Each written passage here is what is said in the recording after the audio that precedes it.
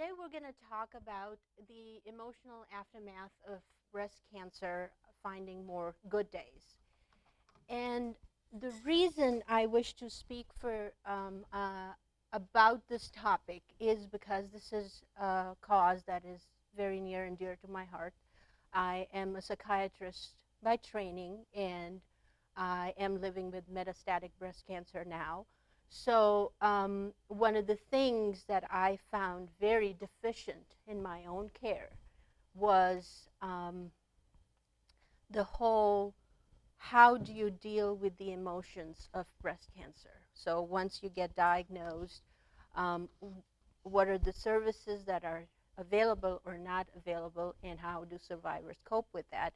And with that intention, I had applied to the Ford Warriors in Pink Model of Courage program, and I got chosen for it. So this talk really means a lot to me in terms of being able to reach out to others and um, talk about the emotional complications, something that is not often talked about and is definitely under-recognized in clinical practice.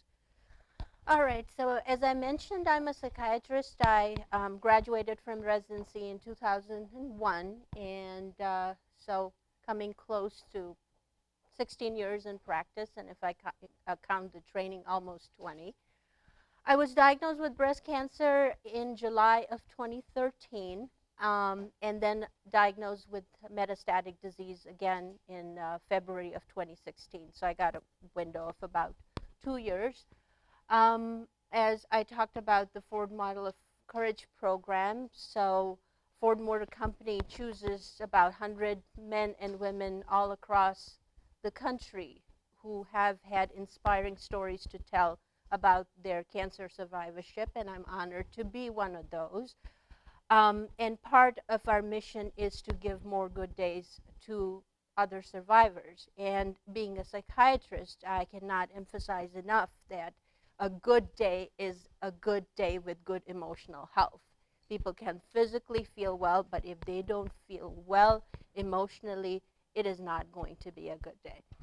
I started a blog in August of 2013, about a month after I was diagnosed. And initially, it was just something that I felt was therapy for me to get out my emotions on paper and keep my friends and family informed. But as things went on, I got lots of good feedback about what I was writing, and people wanted to read more. So I ended up sticking with it. And a year ago, I ended up getting a blog at the Huffington Post as well.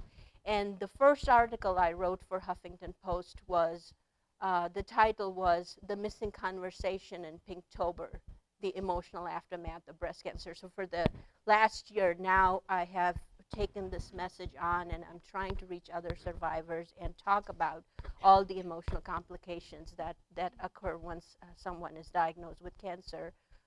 Any kind of cancer, I think some of the emotional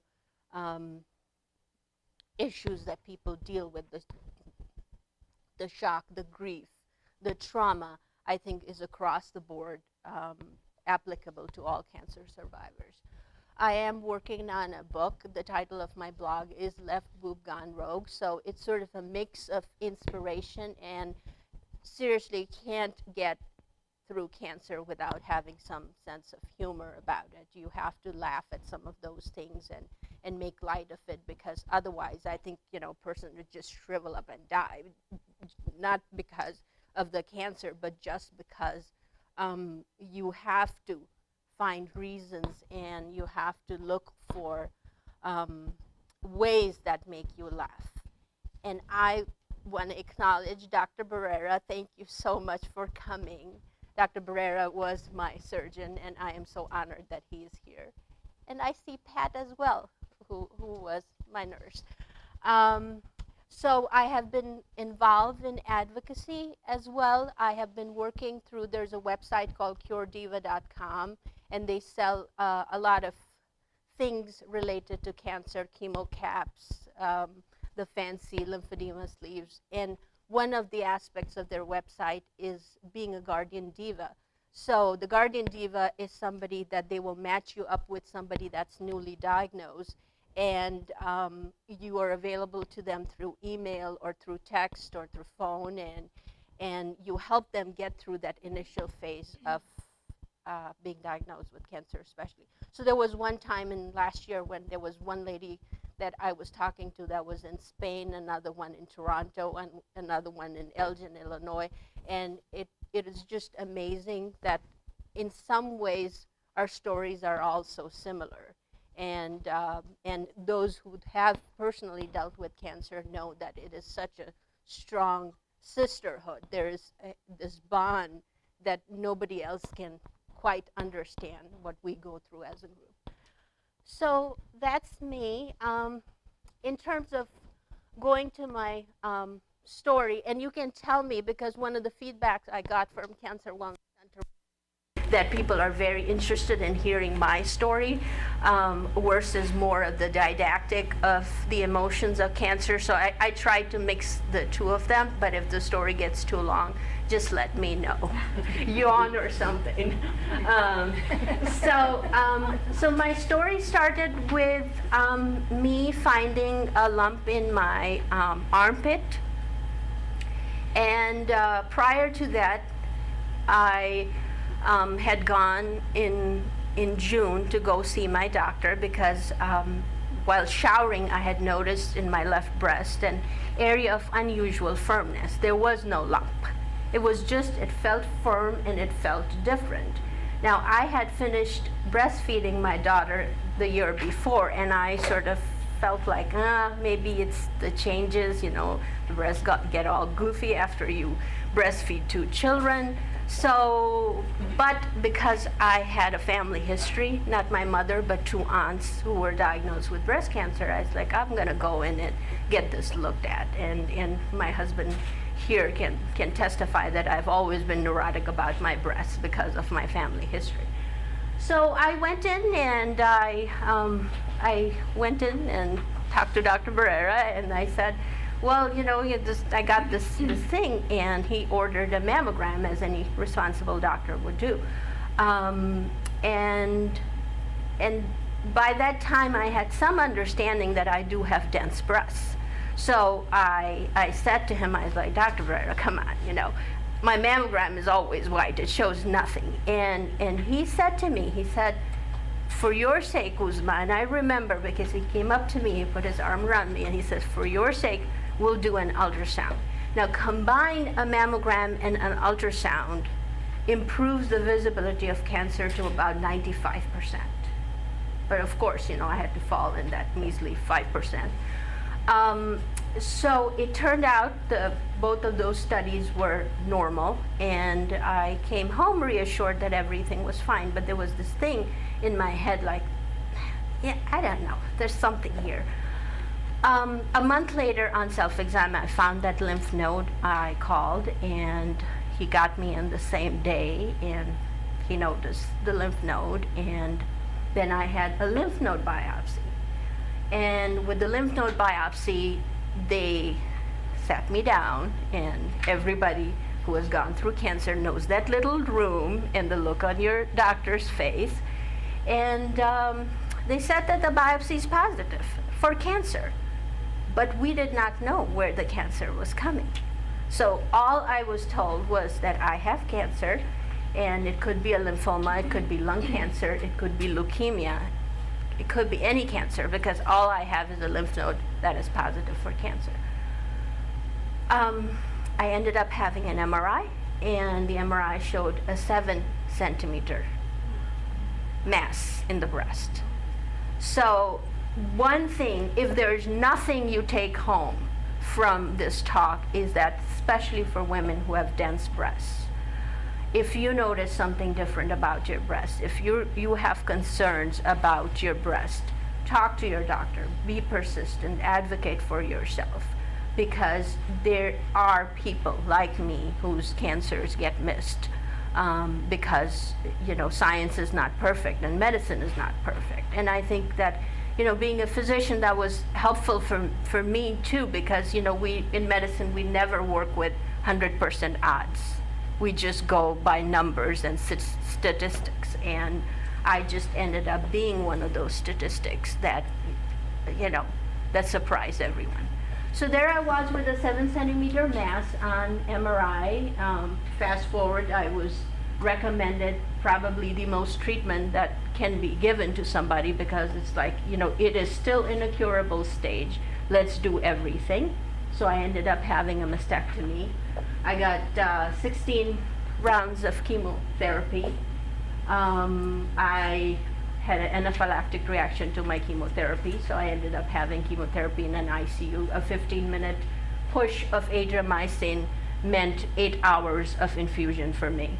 So I went through all of that, and this is where I decided that I gotta own this thing. There is no way that I will get through 8 or 9 months of treatment if I don't own what's going on with me.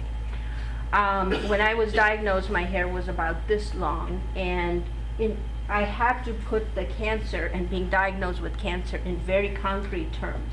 And for me, that was going and getting a haircut. So I went and I got a bob for the very first time in my life. I had like chair long hair in my 20s. I mean, I was known in medical school for my hair. I was like the long-haired Uzma, because in Pakistan there were many other Uzmas. So people knew me by my hair. It was a very important part of my personality. But I went and I cut it, and it was this long, the remaining hair. I donated it to Locks of Love. Then I went through a pixie cut. Then I dyed it pink. And then I, after my first chemotherapy, went and got it shaved. And some of it was just setting the tone of what is going to happen. And, I could sit and mourn and cry that this is going on, and, I'm impaired, I have little children, what the heck am I going to do? Or I could say, okay, this is happening, the acceptance, and move on to the phase of accepting what was going on with me. So my treatments ended, all of them, in April 2014. I got lots of radiation to the point there.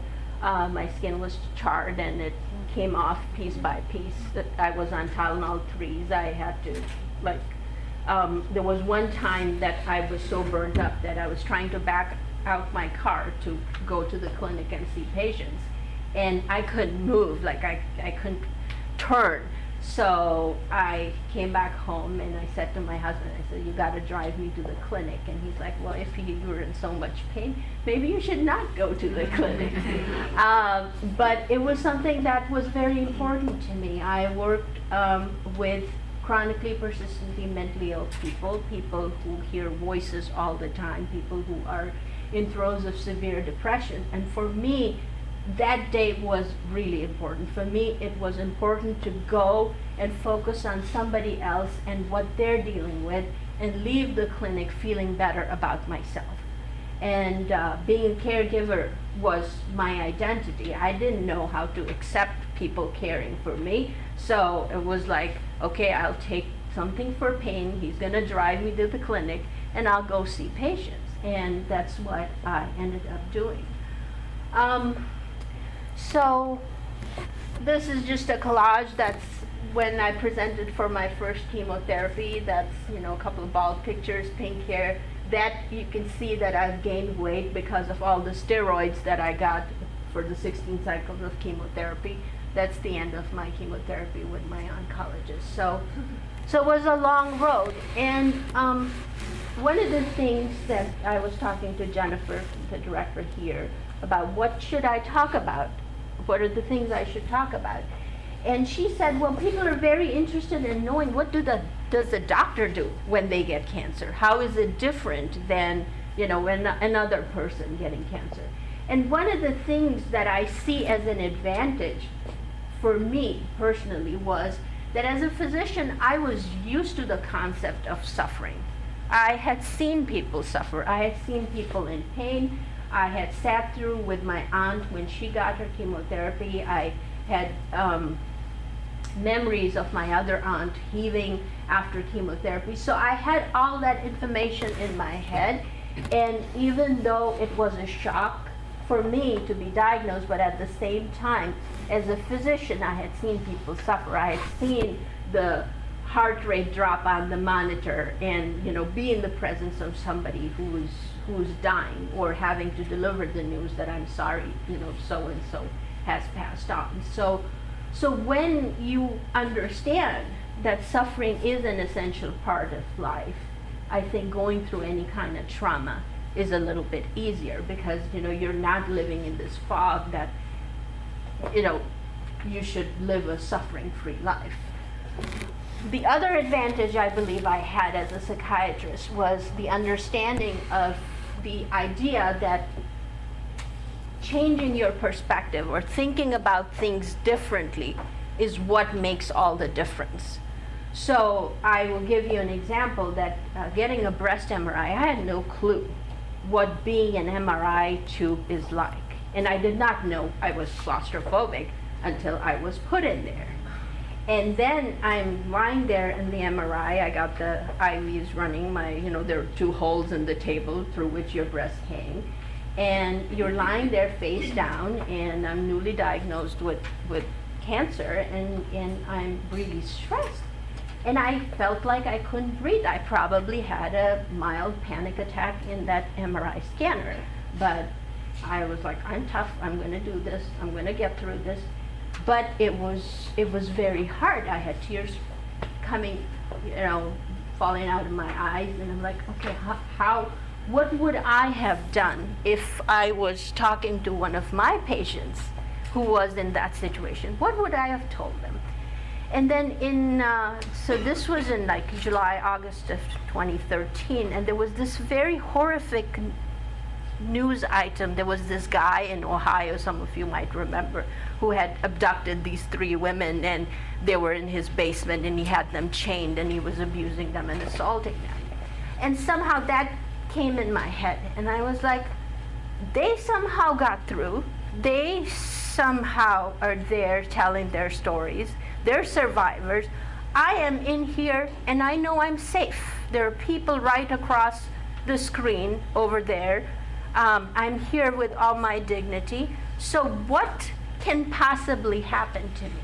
So some of what, the cognitive reframe, that I changed my perspective about how I am seeing my misery. And that helped me get through the MRI. Of course, after I was done, I went and ran to my husband. I was like, I'm never getting into that thing again. A week later, I was in there needing a MRI-guided biopsy, but by that time, I had discovered that Xanax is a wonderful medication. I had written prescriptions of Xanax all my career. I had never tried it, but my goodness, was it a godsend. And I still have a prescription, but now that I'm metastatic, they have given me the green signal that I don't need MRIs anymore. So that is my biggest silver lining of having stage 4. Although I had to do an MRI of my entire spine, which is not pleasant, just like 2 hours. So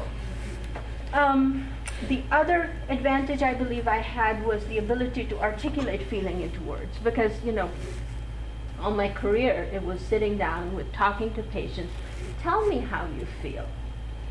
So one of the things that I was skilled at being a psychiatrist is being able to say what other people have a hard time putting into words. And I think that was something that my writing really helped me connect with.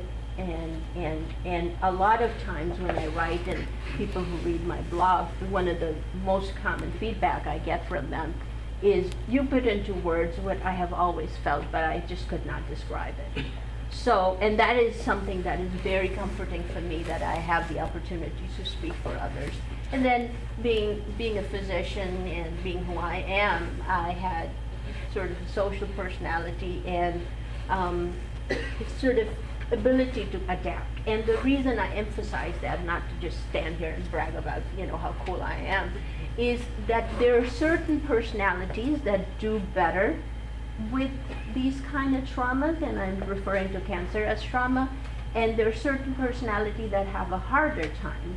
People who are more introverted, and people who have a harder time asking for help have they end up feeling isolated more than people who have an easier time speaking to. So the personality of a person who's dealing with cancer or any kind of trauma plays into it, and that's why I mentioned it. This is a picture of mine. The reason I put it up there is it's a silly picture. It's a selfie I took. I was diagnosed with Mets. I was about to go in for a liver biopsy. I was ready. They were ready to wheel me in.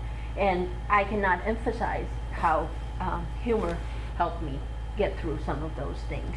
So that is really important. I mean, I used to make jokes during chemotherapy, and this is my original joke is, how is labor and chemotherapy similar?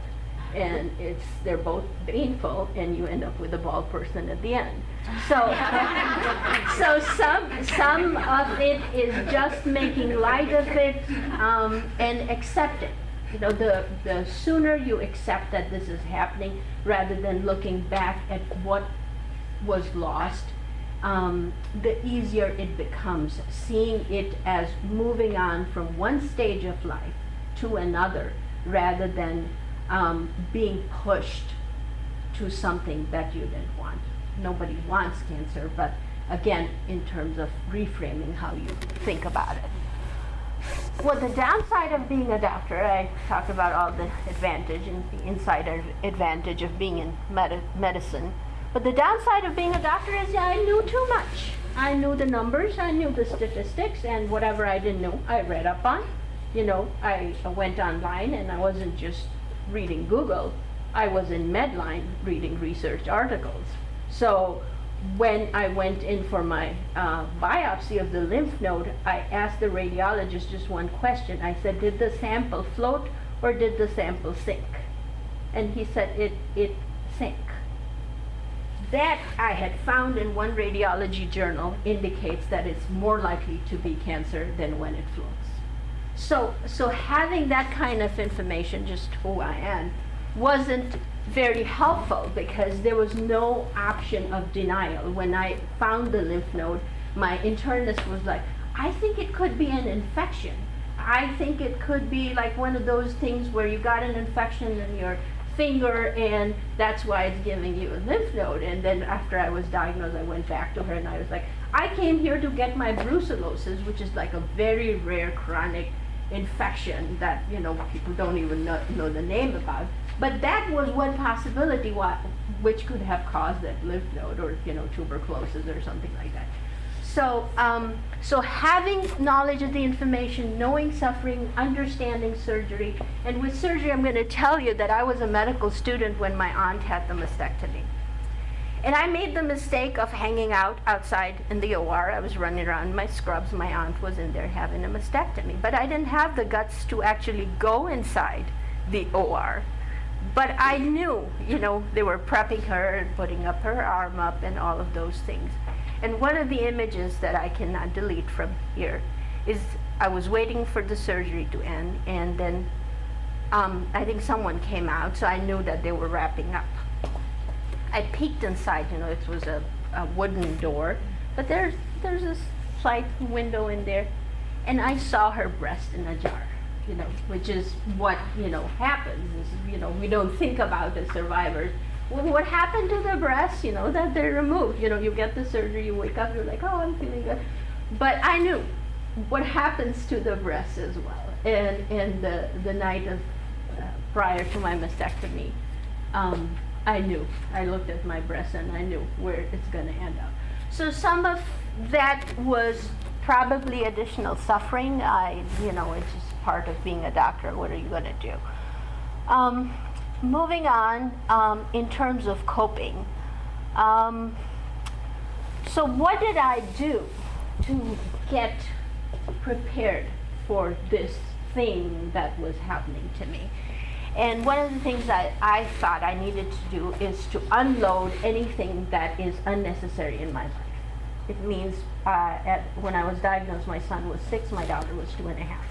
I had to unload some of the extra activities. Oh my God, if she doesn't go for swimming for 6 months, I don't think that it's going to be a major crisis. Her mom's going through cancer. That is a major crisis. So a lot of those decisions I ended up making where it's like I have to streamline my life, get rid of stuff that is not necessary, that's not going to make an impact in the long term. I limited contact with toxic people, and I think everybody knows that we all have some toxic people in our life that when you talk to them over the phone, after that you either want some wine or take a nap. And you have to protect, when you're going through a crisis like cancer, you have to protect yourself emotionally. People that drain a big hole in your emotional energy are not the people you want to be around. So I essentially cut back in terms of who I was going to talk and who I wasn't going to talk. We forwarded our landline to my husband's cell phone, and he was the gatekeeper for me. And I think that that's very important. After I got diagnosed with metastatic disease, the same thing happened. I was not taking phone calls. I talk to people mostly on text because it gives me control of what they say and how I respond.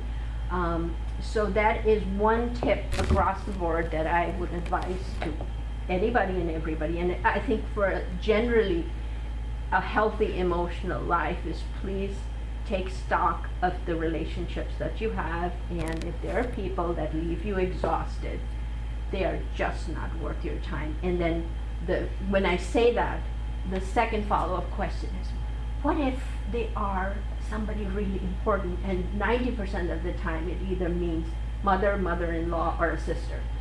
And that still can be done. That takes more tact and more skill, but there are times that you just have to take care of yourself, and when it's cancer, you're the priority. I packed away stuff. I went into my closet and I grabbed a whole bunch of clothes, and I said, you know, I can't handle stuff.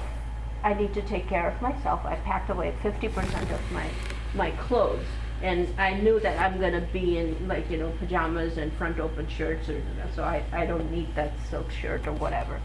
I got a sleeping pill, and I make a point of it, because when somebody is newly diagnosed, the oncologist or the breast surgeon will give that news to you, but you know, they're in a different zone. They're not thinking about how is this woman going to go home and sleep tonight, right? But as a psychiatrist, part of my job has always been to fix everybody's sleep.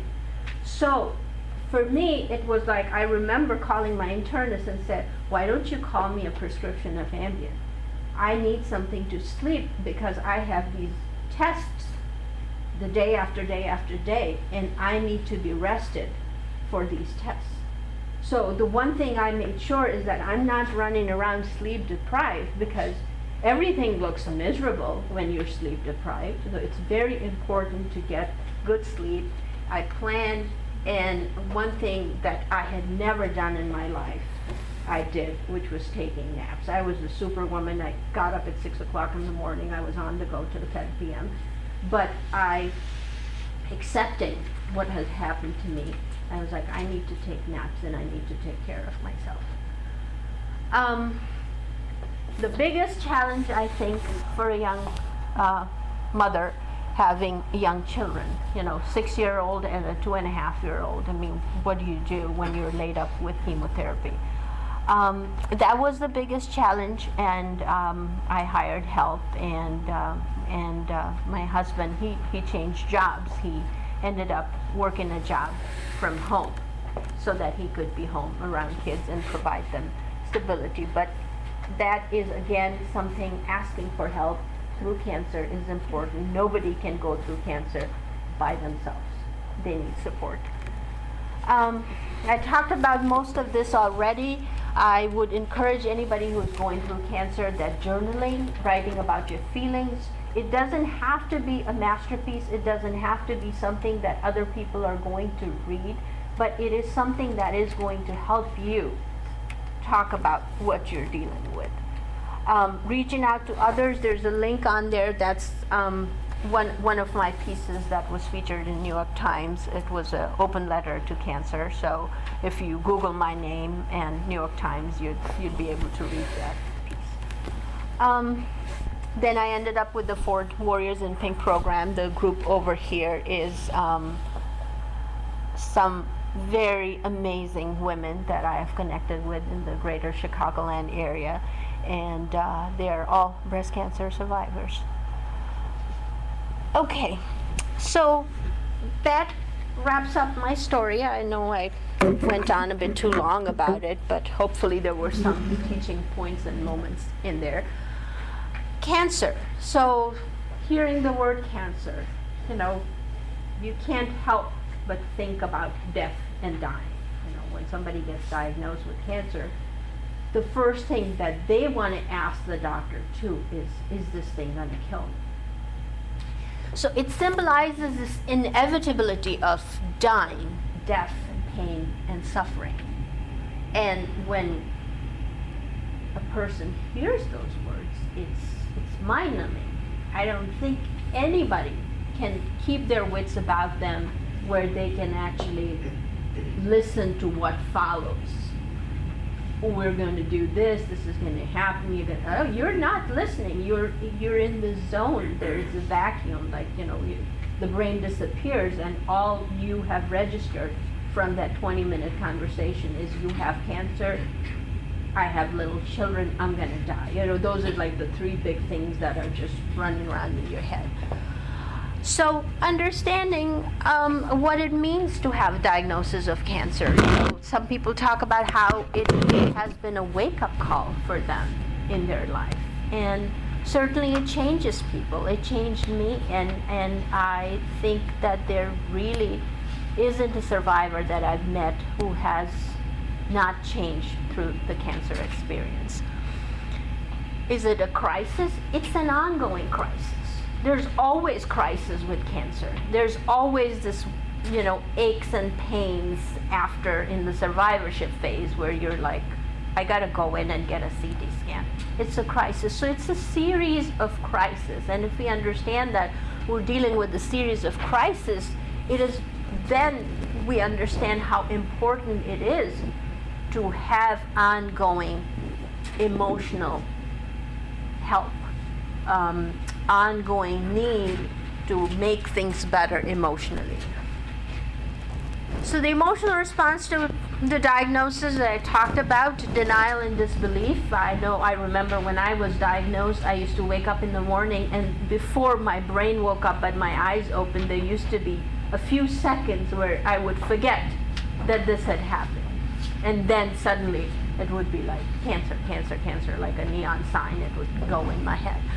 So that anxiety, numbness, and then eventually as the person negotiates through all those emotions, eventually you start adapting to this new reality.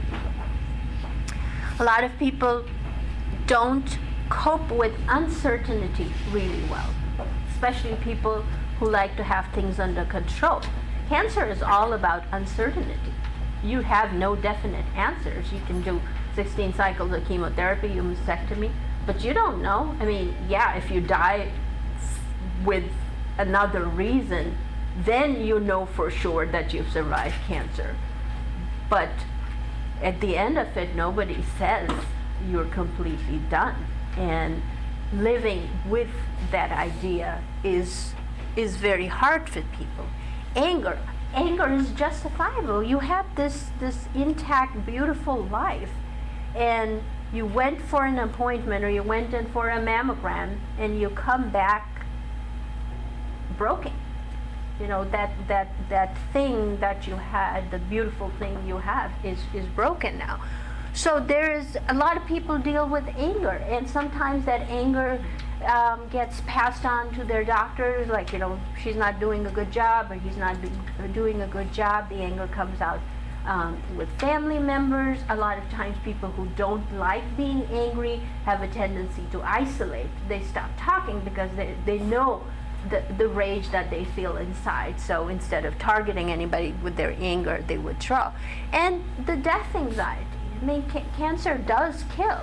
Unfortunately, I am in that unlucky 30% of metastatic breast cancer that has a prognosis of 3 years. I have lived 8 months already.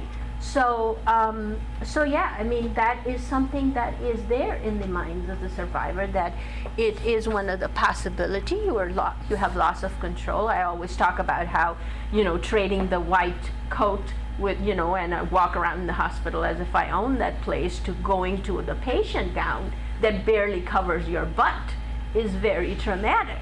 It is giving up all the control. You're not the one calling in shots. You just sit there, and then somebody comes and talks to you, and they're telling you what to do with your life, and you have no control over it. And I went in for a mammogram one time, and the nurse, and she was a substitute, she wasn't a regular, and she looked at me and she's like, why do you keep having mammograms of only one breast?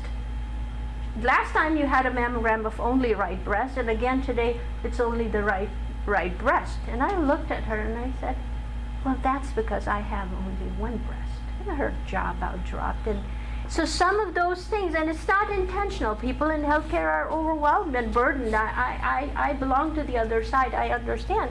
But at the same time, when you're feeling loss of control, and this person sort of strolls in asking you why you're doing a mammogram of only one breast, that in itself is traumatic.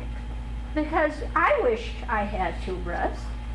Yeah, I mean, I wish I didn't have cancer. So it's not like this creepy choice that I'm making of doing mammograms just of my right size. So there's sadness, there's panic, there's grief. There's lots of grief that comes with breast cancer. Breast cancer is an assault on the femininity of a woman full on. Everything that defines a woman. The hair, the eyebrows, the lashes. The Adriamycin taints the skin. I had like this weird pigmentation. My skin color got dark. I had pigments on my tongue, to the point that nurses didn't recognize it, and they came and they're like, what is that? You must be having a fungal infection. I'm like, okay, one more thing. But they realized that in my race, in darker pigmented races, apparently Adriamycin has that side effect, but they had not seen enough patients on my race. So there was this whole thing while I'm going through chemotherapy, is like, oh, she's got a black tongue. So grief at so many levels: nails, hair, breasts, weight gain. I mean, that's one of the things, the quintessential image of a cancer patient is this woman in a scarf who's pale and whose cheeks are in. No, it's the weight gain, it's the steroids. After steroids that you get, I was a runner. I was in top shape. I could tell you if I look what my fat percentage was. And it's the grief of the body that you once used to have. And when I was a new patient, I was meeting my oncologist the first time.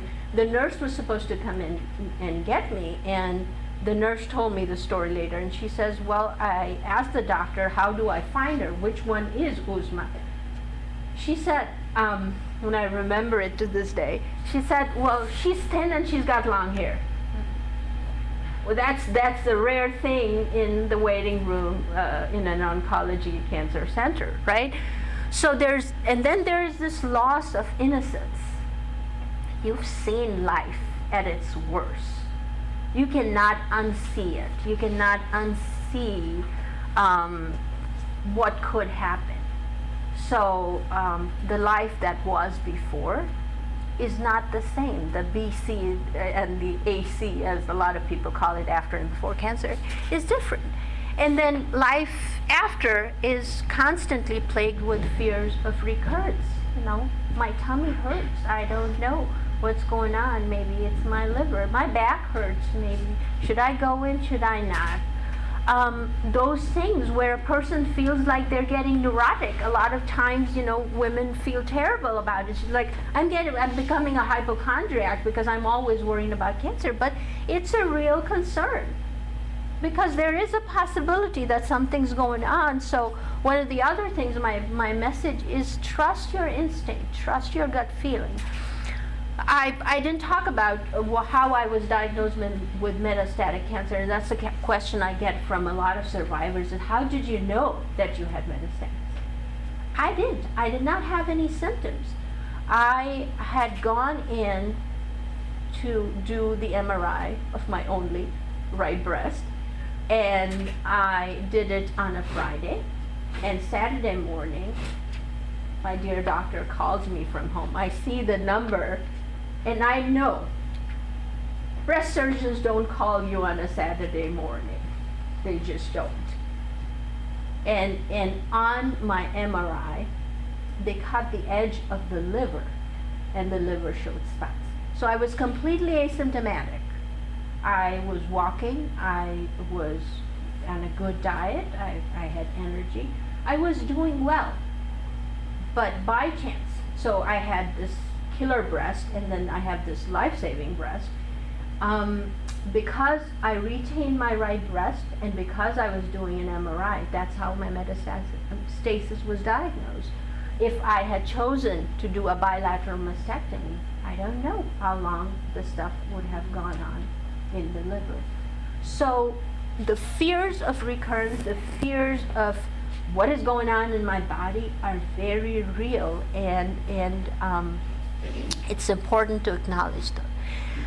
Another thing is the guilt. A lot of times when people get hit with a cancer diagnosis, it's, what did I do to get cancer? You know, a lot of people end up reevaluating their past. They think about their morality. They're like, maybe I wasn't a good person. Maybe God's punishing me. Maybe I was drinking too much. I was a smoker. All of those things. And where I stand now, I think guilt is an extremely useless emotion. It doesn't do anything for anybody. And cancer is a disease. It has biological basis. That's why we do genetic testing. So it's important, again, for people to, and healthcare providers, to talk about that. You know, how the person's feeling, how are they making sense of their cancer, how are they conceptualizing their diagnosis. The fatigue, and I put a happy picture, and these are two of the other Ford models of courage. One of them is here in presence, Jo Marie. Fatigue is something that is an ongoing, and it's very hard to categorize. Is the fatigue emotional or is the fatigue physical? And that's why I put that symptom up, is a lot of times when somebody's depressed, they're tired. It could be the side effect of the medication, and one of the things time and time again that doctors end up telling you is, if you exercise, the fatigue will get better. And you know, you want to do something not nice to them when they say that. Because really, I mean, when you're so tired, you don't feel like exercising. But I have tried that, because I tried very hard to be a good patient. It does make a difference. But the reason I bring it up is that it is also it falls under the realm of emotional symptoms of breast cancer. Sleep problems, I would be doing a disservice if I do a talk as a psychiatrist and never talk about sleep problems. So one of the big issues through survivorship, through diagnosis, is problems with sleep. And then women that get pushed into menopause and the hot flashes, you know, especially younger women. Sleep is a real problem, and sleep-deprived people are not happy people. I thought, you know, I could do it.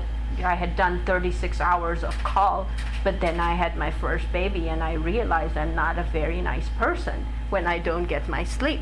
So it is, again, one of those things that it doesn't happen in your follow-up with the breast surgeon or the oncologist. Nobody asks you, how are you sleeping? And that is so important. Half of the battle of feeling good, of having a good day, is a good night's sleep. And that becomes such a challenge after cancer. Chemotherapy side effects. I used to be on tamoxifen. My sleep was horrible on tamoxifen. I was this close to becoming a NyQuil junkie, because that was the only thing that helped me sleep at night. I had tried Ambien, I had tried Xanax, I had tried Ativan, I had tried Trazodone, I had tried Benadryl. I'm a psychiatrist. I know sleep medications in and out. I've been prescribing them for you know, almost 20 years. NyQuil is the one that worked. And I was like, okay, I got to take my NyQuil. And I was ashamed. Sometimes I wouldn't even tell my oncologist, like, you know, I've been drinking NyQuil. I went through one bottle and now I bought another one. But I was working. I was out there seeing patients, doing clinical practice. I had to function. Then going through the treatment of cancer, anxiety. You know, yes, I'm taking this horrible stuff that makes me sick like a dog. Is it ever going to work? How do I know? I don't even know. I mean, I got 16 cycles of chemotherapy. I'm standing here with metastatic cancer. Did it work? Maybe. I got 2 years. Fear, you know, what are they going to do to me? The surgery. I mean, being a doctor, I've been in hospitals. I've eaten cafeteria food. I've slept in the hospital. A lot of people are not comfortable with the idea of walking into a hospital. So the anxiety related to the loss of control and being in a situation where it's like, what are they going to do? The grief of losing breasts and all the things we talked about. Ongoing apprehension about what will the scans show.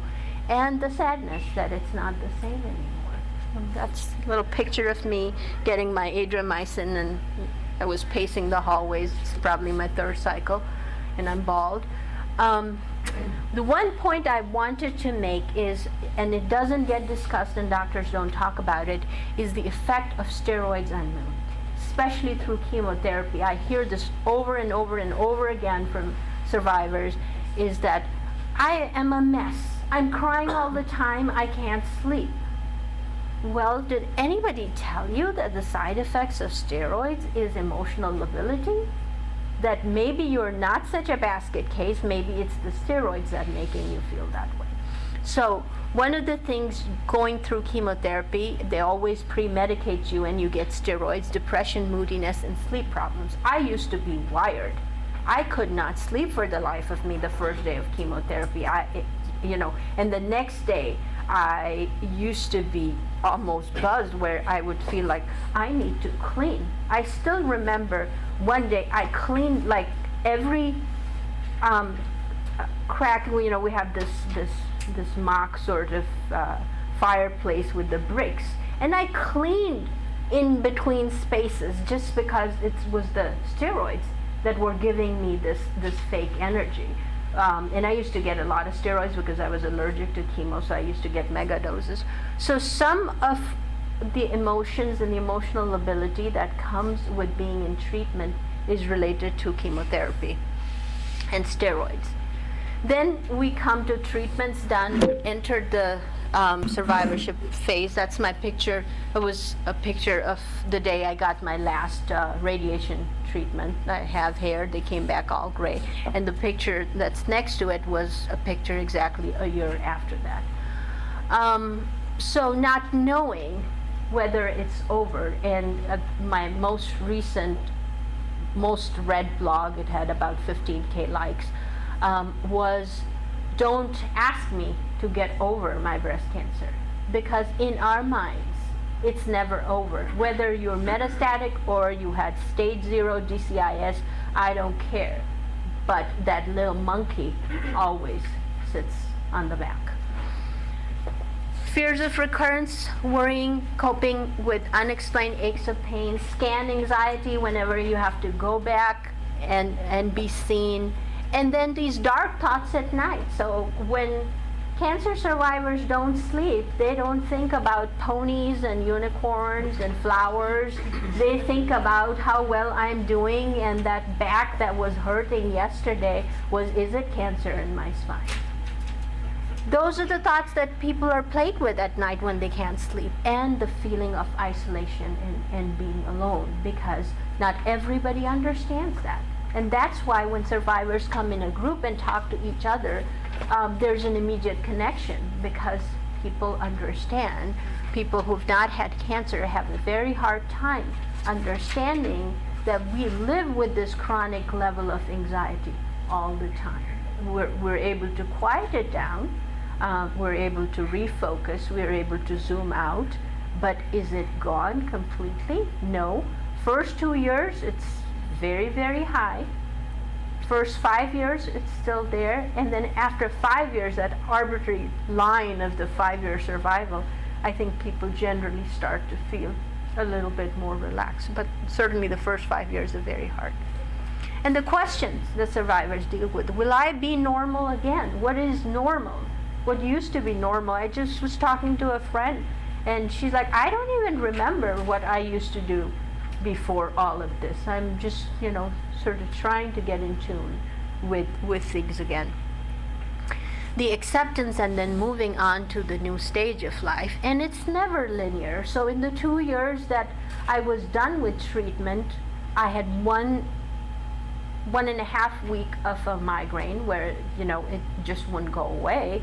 And then I ended up having an MRI, and then on MRI they see a spot. Well, the spot could have been anything. So it was like, okay, what is it? Is it mets? Is it some kind of oma in the brain that is not metastatic cancer? So even when you're done with treatment, the worry, the anxiety remains.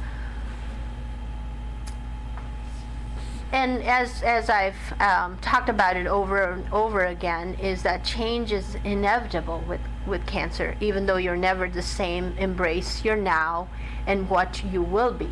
You gotta love the new you. But it is new, it is different. The familiar has been lost, and sometimes people are launched into this whole new world of self-discovery. And this should be everyone's mantra, but women are natural caregivers. They always put other people over their needs, their children, their family. And then if you're in a caregiving profession, it's even worse because, you're just used to taking care of other people. And for me also, it was important to realize that I have to take care of myself. I was diagnosed with metastatic disease in February, and in April I eventually decided that I'm going to take a break from work. I worked through all my chemotherapies, all my radiation, everything. But then I decided, no, it's summer's coming. I have metastasis now. I don't know how long I'm going to live.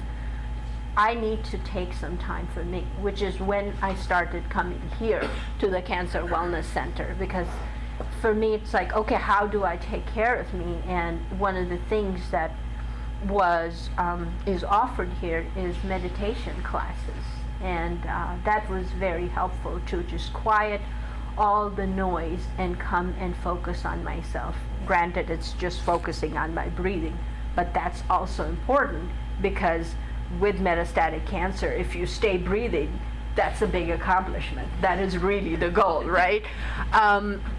Meditation, going to yoga classes, journaling, writing more, taking care of myself, and doing all my someday activities, because we always have a list like, someday I'm going to do this. I had this thing about someday I'm going to take an art class.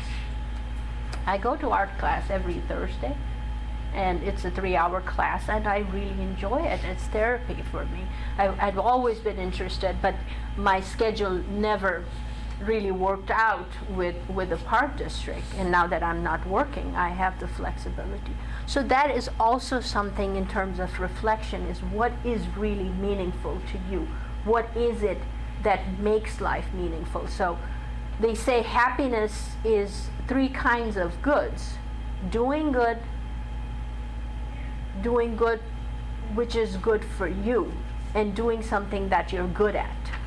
So I enjoy doing art. I'm good at it. I'm doing good by reaching out to other people, and I'm taking care of myself, which is the reason I can stand here with metastatic breast cancer, being on treatment, oral chemotherapy, 21-day cycle, and I can talk about all of this. That's what gives me the emotional energy to do it. I mean, one of the things I was very anxious about when I was preparing for this talk is, am I going to be just a crying mess once I start talking about all of this? Because preparing for this talk was infinitely painful. I had to go back and read all these things, and then every chapter, every damn book about cancer has a chapter on end-of-life decisions, on talking to your family about death, talking, how do you want it? And believe you me, I am to a point where I have a fair idea of what kind of death I want. I keep telling him, and I'm sure it's very hard for him to listen, but I have a certain set of music in my mind that I enjoy. Because as a person goes, as a person's dying, I read a very interesting article, is that they lose their senses one after the other. But you must have experienced this with a grandma or somebody, is that their touch still remains. So touch is one of those senses that goes last as a person's dying. And the sense of smell. They might not be able to see, but they can smell. And one of the things, there's this hospice in California where they have terminal patients there, but they still bake cookies, even though those terminal patients have no desire to eat cookies. But those smells conjure very nice memories for those people. So thinking about it, it's all hard stuff to think about, it's all hard stuff to talk about, but at the same time, you have to see life in a bigger perspective. You know, I mean, you look at the universe and you're just a speck. So it's important to reframe, keep reframing what your life is and how you see it, and connect to yourself and understand what you want for you. I'm in a different situation, but for people who are cancer-free or are in remission, there's this constant pressure for them to be normal. It's like, you're done with treatment, move on. It's like, how am I supposed to move on? So for your caregivers, and I want to make a comment about the caregivers, is sometimes they don't know. And it's important, and I think the responsibility lies on us as survivors, is to educate them. Spell out your needs. Say, I really need an hour just to be by myself, because that's going to help me take care of myself. I really need to sit down and read a book or whatever. And ask for help. You know, the stupidest thing I did when I was going through chemotherapy the first time, people would say, what can I do for you? It's like, no, I'm good. That's a stupid answer. Nobody should say that when they're going through cancer. You say, okay, well, let me think about what you can do. And one of the things that really excites me about the Ford Warrior program is that they provide, if you go to their website, fordcares.com, anybody who's in active treatment can sign up for free meals through Green Chef. They can also get free cleaning through Cleaning for a Reason. And those are the really two very important things that a person needs through treatment. So ask for help. You know, if your friend is willing to come and cut your grass or water your plants or whatever, please be accepting of it. And you do not have to be a warrior all the time. There was this video of Shannon Doherty going around on the internet of how she's at the gym the next day of the chemotherapy. But going through breast cancer is not a competitive sport. And you should not see as that, because I see this trend in young women is trying to go to the gym and lift weights and then post pictures like, I am in the gym 2 days after chemotherapy. That's great if you can do it, and I think light exercise is excellent for your mental health and physical health, but strenuous exercise when your body is dealing with death of cells and you know, loss of protein, I'm ambivalent about it. So you don't have to be a warrior all the time. You don't have to be tough. You don't have to be intact. I have my moments. I fall apart. I cry. But that is normal. That's acceptable part of dealing with cancer. Delegate things to others. One example I'll give you, took in my car for detailing, and then he's like, you know, you should bring it back in 6 months because a minivan gets dirty with 2 kids. And I said, well, do you have a calendar? If you send me a reminder, I'll bring it in. And he laughed and he looked at my husband and he says, does she do that to you too? But the point is that that is one thing that I can unload onto. You mean, this guy wants my detailing business, he emails me, I set up an appointment, versus taking one more thing on between karate class and swimming and, you know, Montessori picnic, and now I have to keep track of detailing of the car. So some of those things you just have to change, accept, and then focus on healing. And I love this because a lot of times when survivors feel like their caregivers really don't understand, they just then move on to putting up a happy face. Say, yeah, it's all good. How are you? Well, I'm fine. I'm doing good. It's like, so this is, it exemplifies that there's this whole notion of somehow if you think positive, cancer will disappear. I'm a very positive person. I still got metastatic cancer. So positivity will help with having good quality days, but there is no data, there is no study, there's no research that says that it helps with the actual cancer going away. It will give you better quality days, which is important if your days are numbered. Certainly you want the days to be better, but there is no, so there's this myth that's constantly perpetuated. It's like, be positive, look at the positive side, and then you're inside, you're still, of course the fear persists. Things that matter, things you can control, is what you need to focus on, because there's a lot of fluff in our lives that we hold on to and carry around, and I think it's important, especially dealing with cancer, to unload that. Then going to the point of, some depression, some grief, some guilt, some anger, it's all normal. But then what is the point where these feelings become abnormal and you need help?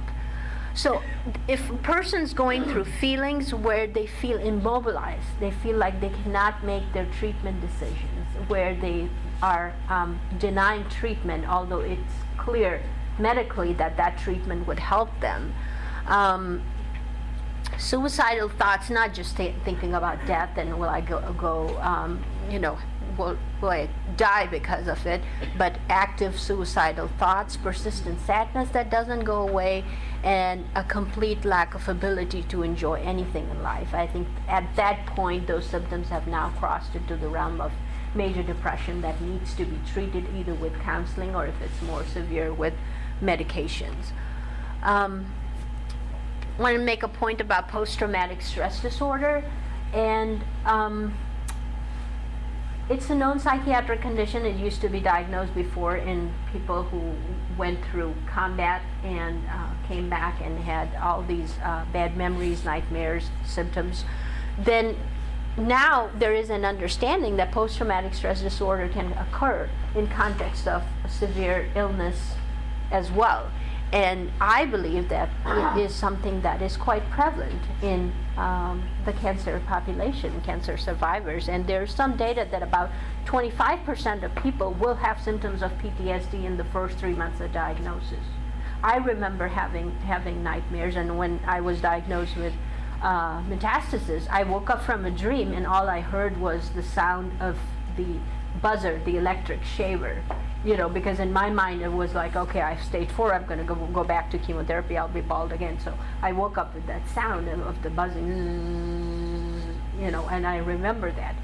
That is, it's not full-blown post-traumatic stress disorder, but it is along that spectrum. And one of the things is that in post-traumatic stress disorder, people tend to avoid triggers. So a soldier will not watch Saving Private Ryan because that triggers a lot for them. But a cancer patient cannot avoid going to the hospital. We cannot avoid getting our scans. We cannot avoid, meeting our breast surgeon or seeing the nurse or getting an IV or having the port access. I mean, everybody who's been in chemotherapy remembers that smell of the alcohol swab when they clean the port. Smell of alcohol can trigger some of those cancer memories. So it falls along the spectrum of post-traumatic stress disorder where there can be anxiety. So going back to the hospital, going back to the clinic, the smell of alcohol, being sick with something else. Whenever I get the flu or a sinus infection and I'm laid up for a day, guess what I think about? It reminds me of those months that I was sick, hanging out in the couch doing nothing.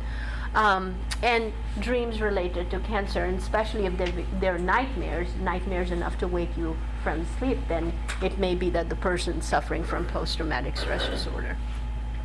I talked about the positive attitude. I wanted to make a point about the fighting spirit, though, that there is some data that if the person retains the fighting spirit, and the fighting spirit doesn't have to be the Wonder Woman kind of fighting spirit, because everybody's fighting spirit is different.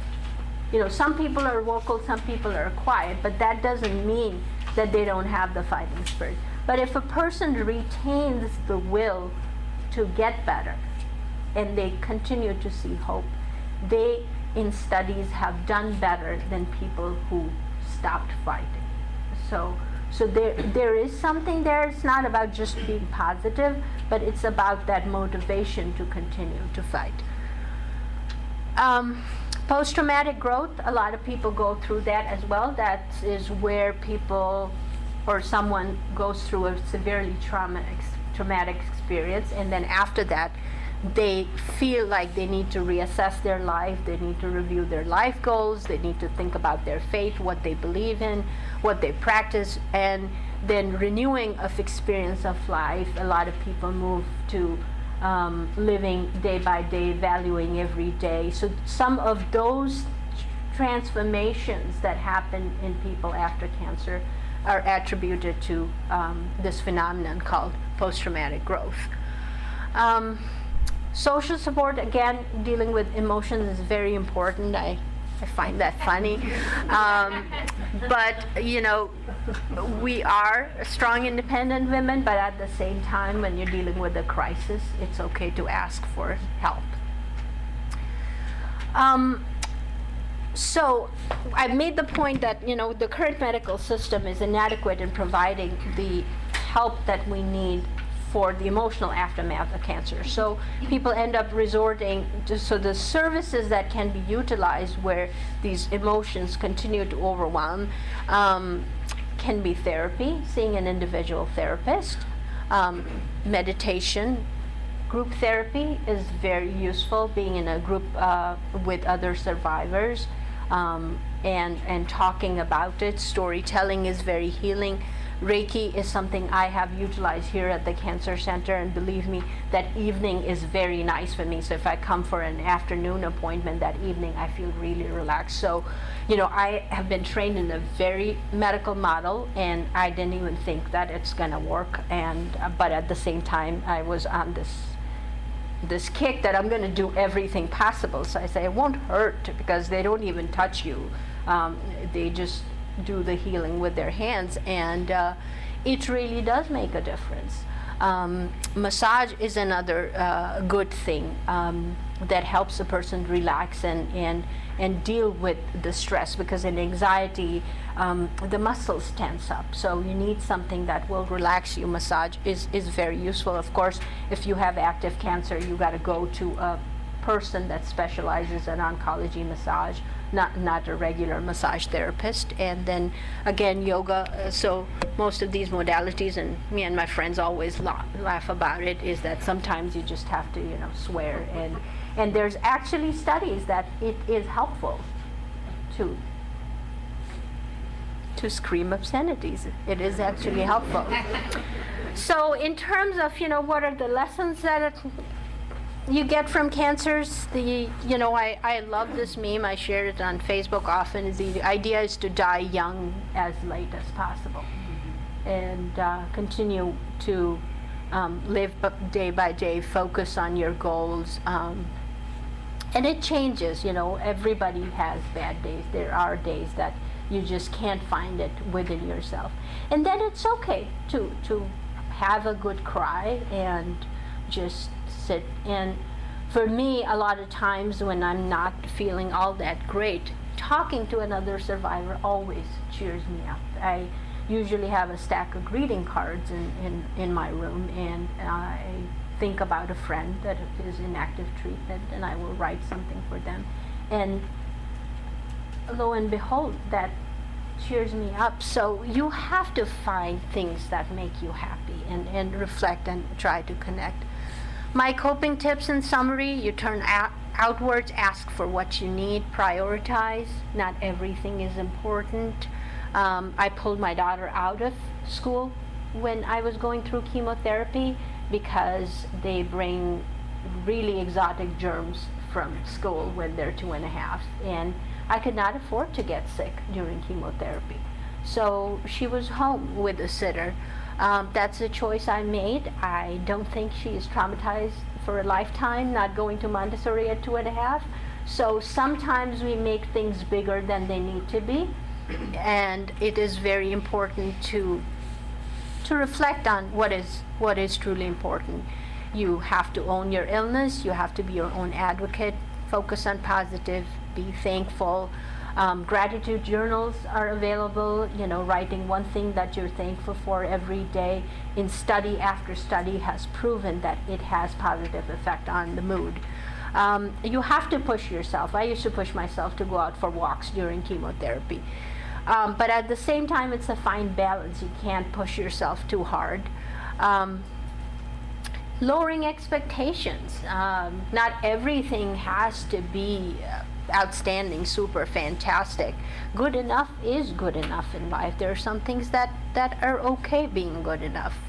At the same time, don't carry emotional burden. Be forgiving. If there are some people that just don't get it, they will not get it. Conserve your emotional energy and use it for something that benefits you, and connect with other survivors. Everybody's definition of what good days are is different. Hopeful day, a day full of gratitude, a day full of happiness, peace, rested feeling, being pain-free. I realize how important that is, to have a good day when you're not in pain. That's a plaque that hangs in my bedroom. I look at it every day, and my daughter keeps asking, she's 5.5 now, it's exactly what is Plan B. So that's what it is. It's about your perspective. And there's a video I wanted to play that I think we can play from the YouTube.